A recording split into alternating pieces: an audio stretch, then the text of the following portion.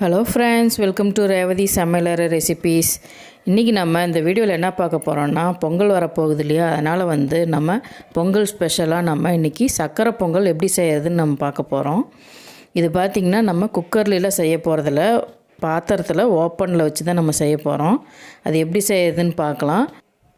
அதுக்கு முன்னாடி என் சேனலை சப்ஸ்கிரைப் பண்ணாதவங்க சப்ஸ்கிரைப் பண்ணிக்கோங்க. மறக்காமல் பக்கத்தில் இருக்க பெல் பட்டனை கிளிக் பண்ணிக்கோங்க. வாங்க வீடியோக்குள்ளே போகலாம்.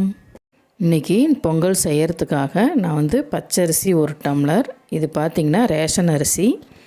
அதே மாதிரி நான் பாசி பருப்பு இருக்கு இல்லையா, அது நான் ஒரு அரை டம்ளர் சேர்த்திக்கிறேன்.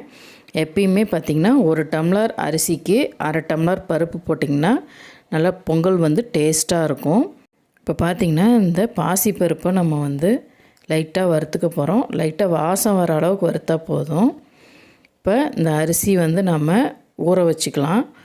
ஒரு 20 நிமிஷம் நம்ம ஊற வச்சா போதும்.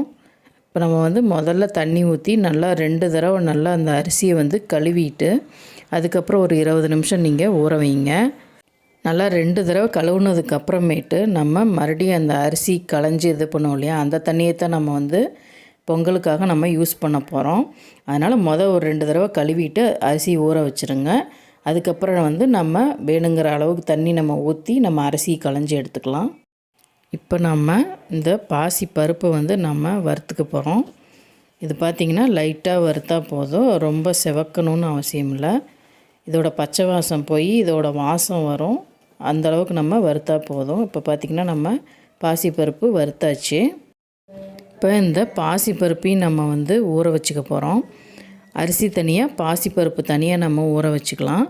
இப்போ பார்த்திங்கன்னா அடுப்பில் பாத்திரத்தில் தண்ணி வச்சுருக்கேன். இது பார்த்திங்கன்னா நான் அரிசி கழுவுன தண்ணி தான் நான் இதில் ஊற்றி வச்சுருக்கேன். இப்போ இதில் தான் இன்றைக்கி நம்ம பொங்கல் வைக்க போகிறோம். இப்போ பார்த்திங்கன்னா அரிசி களைஞ்ச தண்ணி நல்லா இப்போ கொதிக்க ஆரம்பிச்சிருச்சு. இன்னும் கொஞ்சம் நேரத்தில் கொதித்து பொங்க ஆரம்பிக்கும். இப்போ பொங்கும்போது எல்லோரும் சேர்ந்து பொங்கலோ பொங்கல் அப்படின்னு சொல்லுங்கள். சேர்ந்து சொல்லுங்க, பொங்கலோ பொங்கல், பொங்கலோ பொங்கல், பொங்கலோ பொங்கல், பொங்கலோ பொங்கல். இப்போ பார்த்தீங்கன்னா சூப்பராக பொங்கி வந்துருச்சு. இப்போ அடுத்தது நம்ம அதில் ஊற வச்சுருக்கோம் இல்லையா பாசிப்பருப்பு, அதை நம்ம போட்டுக்க போகிறோம். முதல்ல நம்ம பாசிப்பருப்பு தான் நம்ம சேர்த்து அதில் வேக வைக்க போகிறோம். அதுக்கப்புறம் தான் நம்ம அதில் அரிசி போடணும். இப்போ பார்த்திங்கன்னா பாசிப்பருப்பு போட்டுக்கலாம். போட்டு ஒரு தடவை நல்லா கலந்து விட்ருங்க. கலந்து விட்டுட்டு பாசிப்பருப்பு ஒரு 3/4 பதம் வேகிற அளவுக்கு அதை வேக வச்சுக்குங்க. இப்போ பாசிப்பருப்பு பார்த்திங்கன்னா ஒரு 3/4 பதம் வெந்துருச்சு. இப்போ நம்ம அடுத்து அதில் ஊற வச்ச பச்சரிசி இருக்கு இல்லையா, அதை நம்ம போட்டுக்க போகிறோம். போட்டுட்டு பருப்பும் அரிசியும் நல்லா வேகிற அளவுக்கு நம்ம வேக வச்சுக்க போகிறோம்.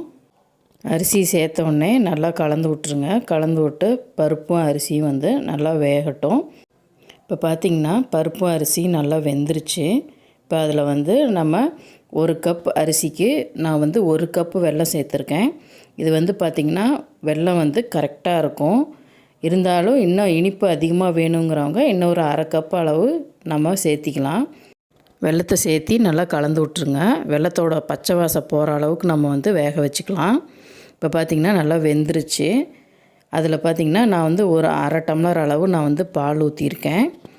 பால் ஊற்றினோம்னா நல்லா டேஸ்ட்டாக இருக்கும் பொங்கல். அதனால் பால் ஊற்றி நம்ம அதை கலந்துக்க போகிறோம். அப்புறம் அதில் ஒரு 2 டீஸ்பூன் அளவு நெய் சேர்த்திக்கலாம். நெய் பிடிக்காதவங்க கம்மியாக சேர்த்திக்கிங்க. அடுத்து நுணுக்கி வச்சுருக்க ஏலக்காய் இதை சேர்த்தி விட்டு நல்லா கலந்து விட்ருங்க. பொங்கல் பார்த்திங்கன்னா இப்போ இந்த அளவுக்கு தளன்னு இருந்தால் தான் நம்ம சாப்பிடும்போது நம்மளுக்கு கரெக்டாக இருக்கும்.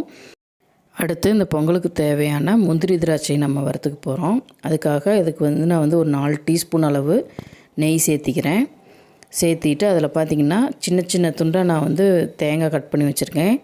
இந்த மாதிரி சேர்த்தி சாப்பிடும்போது நம்ம வாயில் கடிப்படும்போது நல்லாயிருக்கும் அந்த டேஸ்ட்டு. அடுத்து அதில் ஒரு 10 முந்திரி நல்லா பொன்னிறமாக வதக்கிக்கலாம். அடுத்து திராட்சை ஒரு 10, இது எல்லாமே சேர்த்தி திராட்சை நல்லா உப்பி வர அளவுக்கு வறுத்துக்கலாம். இப்போ நல்லா எல்லாமே வறுபட்டுருச்சு. இப்போ இதை நம்ம பொங்கலில் சேர்த்திக்க போகிறோம். இப்போ வறுத்ததை பொங்கலில் சேர்த்திட்டோம்னா நம்ம பொங்கல் வந்து சூப்பராக ரெடி ஆயிடுச்சு. இது மாதிரி நீங்கள் செஞ்சு பாருங்கள், கண்டிப்பாக உங்களுக்கு ரொம்ப பிடிக்கும். இந்த வீடியோ உங்களுக்கு பிடிச்சிருந்ததுன்னா லைக் பண்ணுங்கள், ஷேர் பண்ணுங்கள், கமெண்ட் பண்ணுங்கள். மறக்காமல் ரேவதி சமையலர் ரெசிபிஸ் சேனலுக்கு சப்ஸ்கிரைப் பண்ணுங்கள். எல்லோருக்கும் ரேவதி சமையலர் ரெசிபிஸ் சேனல் சார்பாக இனிய பொங்கல் நல்வாழ்த்துக்கள். தேங்க்ஸ் ஃபார் வாட்சிங். பாய்.